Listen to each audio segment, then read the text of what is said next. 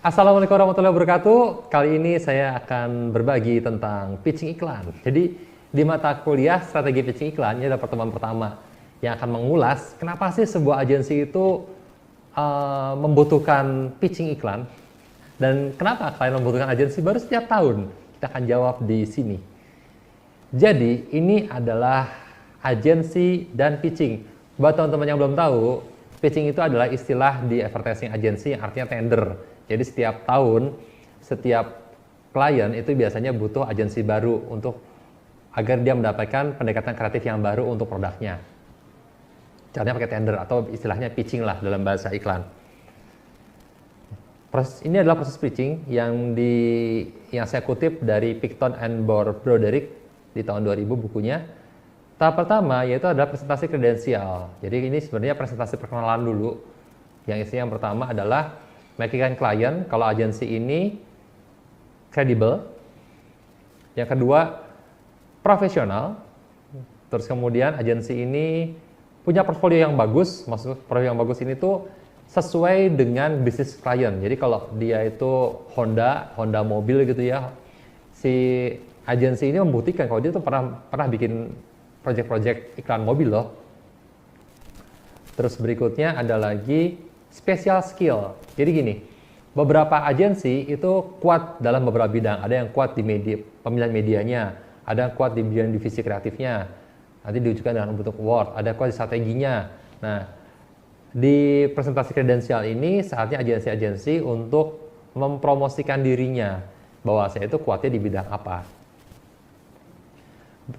Fase berikutnya setelah klien kenal dengan agensi-agensi, kemudian dia akan mengundang di satu hari yang sama agensi ini di acara client brief. Jadi di sini biasanya dia akan memilih 5 agensi, diundang, datang, biasanya tim account eksekutifnya datang. Terus di sini klien akan presentasi. Yang pertama produk yang akan dia pasarkan di tahun ini.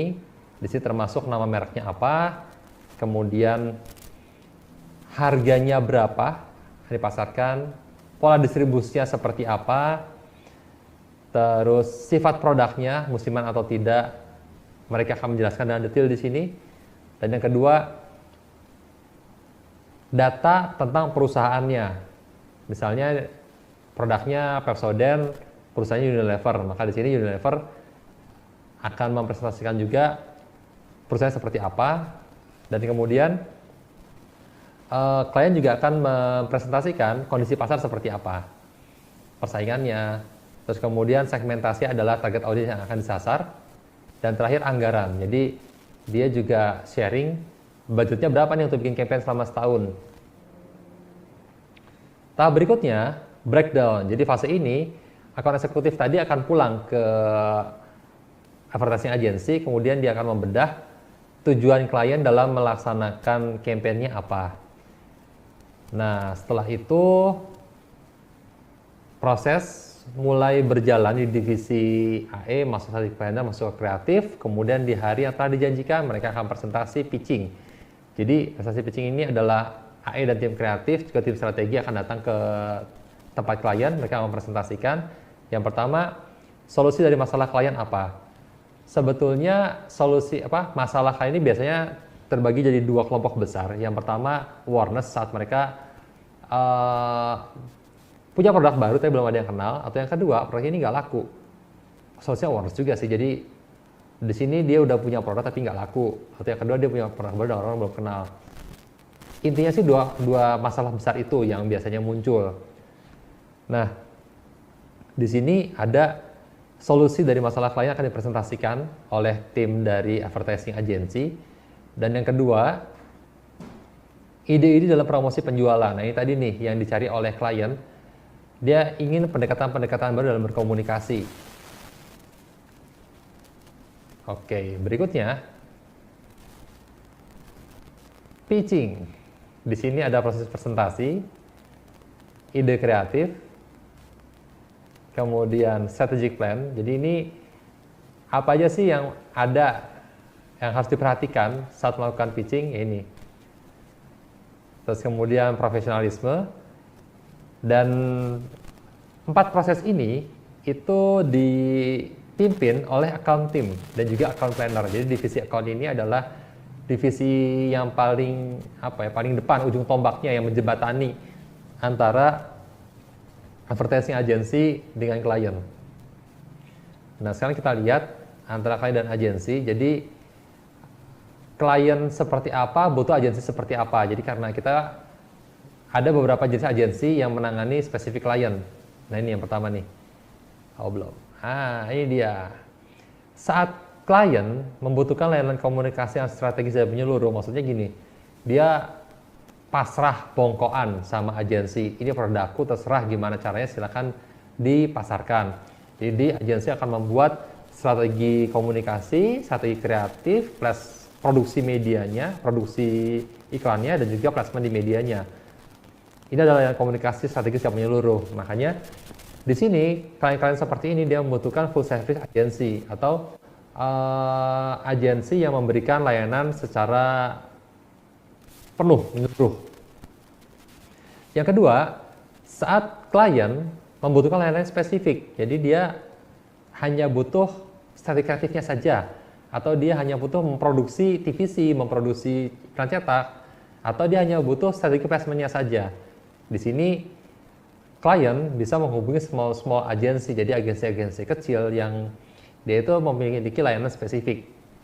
Dan yang ketiga, saat seorang klien butuh international market, jadi sering kita jumpai produk-produk Pantene, terus sampo clear, itu saat teman-teman lihat di Indonesia gitu ya, ini orangnya sih orang-orang Asia, orang kaya orang Indonesia, cuma mulutnya sama suaranya itu berbeda. Nah, ini iklan-iklan dubbing, biasanya iklan ini diproduksi di satu negara, tapi di placementnya di beberapa negara. Misalnya nih, Clear akan memasarkan produknya di Asia Pasifik atau di ASEAN gitu ya. Dia produksi di Thailand, cuma untuk pasar Indonesia, iklan yang sama kemudian didubbing pakai bahasa Indonesia. Terus kemudian di placement di Malaysia, iklan yang sama didubbing pakai menggunakan bahasa Melayu. Terus di placement di Filipina, hal yang sama dilakukan didubbing dengan menggunakan bahasa setempat. Nah, ini untuk pasar internasional, mereka butuh multinasional agency. Nah, sekarang kita lihat juga apa sih yang harus dilakukan agensi merespon input yang diberikan oleh klien. Jadi saat pitching, saat agensi mendapatkan klien brief, yang di benak agensi adalah klien tidak tahu kenapa harus berkomunikasi. Makanya di sini hal pertama yang dilakukan oleh agensi, mereka harus mengulik dulu sebenarnya masalah klien ini masalah komunikasi atau tidak. Saat dia masalah komunikasi, mereka kemudian mencoba untuk membreakdown data-data ulang lagi agar mendapatkan strategi komunikasi yang tepat bagi klien. Yang kedua, di sini ada professional client brief. Nah, saat bentuk client briefnya ini sudah profesional, maksudnya di sini data sudah lengkap, agensi harus berpikir untuk meriset ulang, karena agensi harus mengecek validitas dari data tersebut. Jadi biasanya agensi memposisikan diri sebagai partner dari klien. Dia akan meriset ulang, dia mencoba melihat target audiens seperti apa, produknya seperti apa, apakah benar seperti yang di-sharing oleh klien. Dan di sini nanti outputnya akan menjadi strategi yang dekat atau yang solutif bagi klien. Yang ketiga, saat klien sudah memiliki marketing director, kemudian data sudah dipisah. Ada data produk, data place, tempat berjualan, data promosi, juga data price. Harganya berapa? Yang harus dilakukan oleh agensi yaitu mereview relasi antara produk, brand name, packaging, desain, dengan price, tempat distribusi, dan juga price, harga.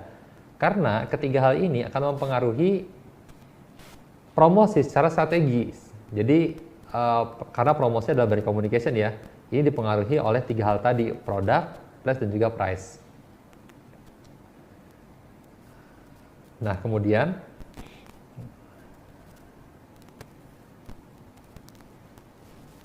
yang dilakukan oleh agensi yaitu membuat strategi komunikasi bagi konsumen. Jadi di dalam materi pitchingnya, agensi akan membuat strategi iklannya seperti apa, dan kemudian strategi iklan ini bisa sukses atau tidak. Kuncinya adalah di make sense.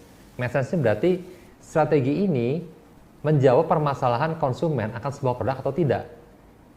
Contohnya gini, saat Honda Vario ingin memasarkan produknya ke konsumen.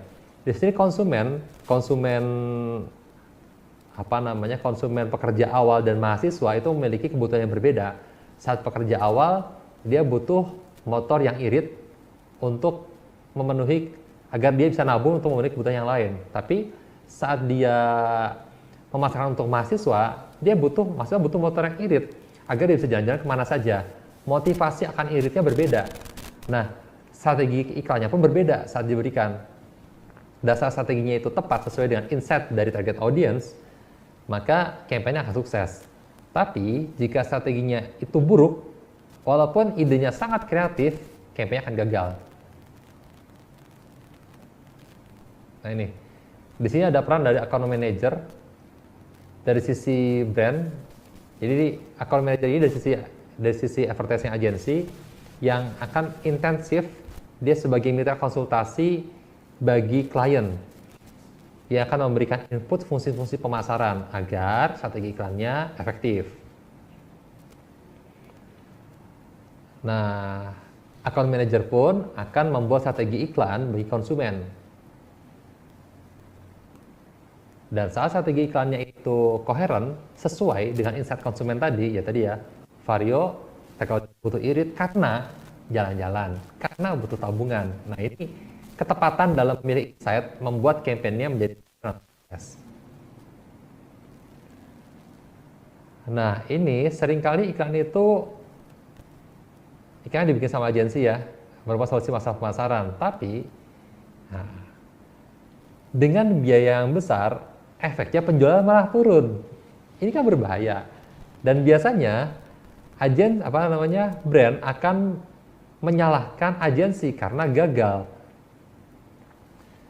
Nah, di sini sebetulnya saat agensi disalahkan karena kenapa nih udah biayanya mahal bikin iklan, penjualannya turun. Kita saatnya menginvestigasi. Karena pemasaran tidak hanya tentang iklan saja, tapi ada distribusi, ada sales promotion yang dilakukan, semua dilakukan oleh brand. Kita lihat, oh ternyata masalah yang pertama adalah layanan pelanggannya yang buruk. Jadi sales promotionnya buruk atau personal sellingnya mereka jelek. Nah, ini tidak bisa dikendalikan oleh agensi, tapi mempengaruhi penjualan. Atau yang kedua, distribusinya cacat. Maksudnya gini, barang yang seharusnya setiap awal bulan sudah sampai di lokasi, ternyata belum. Sementara iklan sudah membombardir media-media nasional.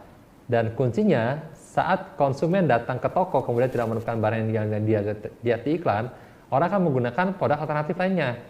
Misalnya nih ya, kita handle Supermi, kemudian bikin iklannya tayang di media nasional atau tayang di YouTube.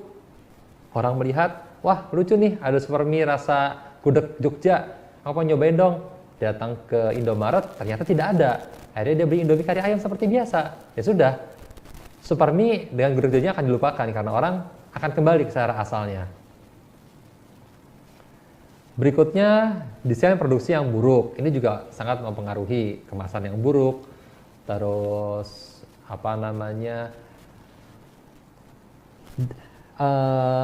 produknya yang buruk. Misalnya di sini orang akan membeli pertama kali, tapi saat mereka misalnya nih ya, ada tadi Supermi rasa gudeg Jogja, tapi saat orang nyoba rasanya ternyata nggak gudeg banget kok, ini seperti biasa aja, orang akan merasa kecewa dan tidak akan membelinya lagi. Nah, kuncinya di sini adalah account manager. Jadi account manager dari sisi agensi sebagai mitra konsultasi dari klien. Karena biar bagaimanapun klien akan sulit menerima kenyataan-kenyataan seperti ini. Inilah fungsinya account manager untuk memahamkan ke mereka. Bukan karena kita defense, tapi lebih karena bagaimana agar kedepannya produk klien ini semakin baik, sehingga mereka bisa bertumbuh bisnisnya.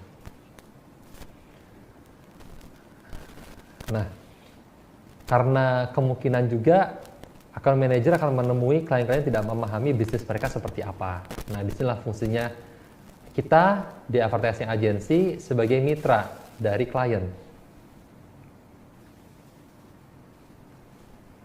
Nah, sekarang kita melihat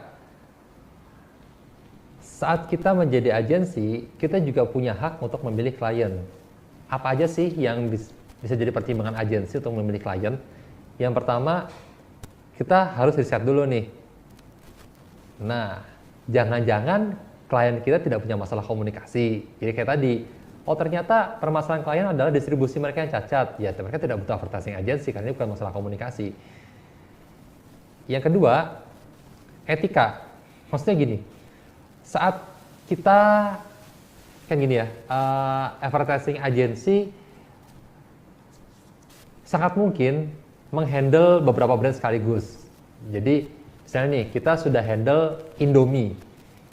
Kita tahu di pasaran Indomie itu punya kompetitor Supermie dan juga Mie Sedap. Nah, saat ada pitching Mie Sedap, kita harus menjaga etika dengan klien yang sudah kita handle Indomie. Nggak mungkin kita megang dua klien kompetitor dalam satu agensi. Secara etis itu tidak baik. Terus yang ketiga ada klien brief. Jadi di sini kita juga harus pastikan klien brief yang diberikan kita adalah communication brief. Jadi brief ini tadi sesuai masalah yang pertama, ada masalah komunikasi dan kita bisa memberikan solusi. Oke, terima kasih dari saya. Kita ketemu lagi di video tentang advertising berikutnya. Wassalamualaikum warahmatullahi wabarakatuh.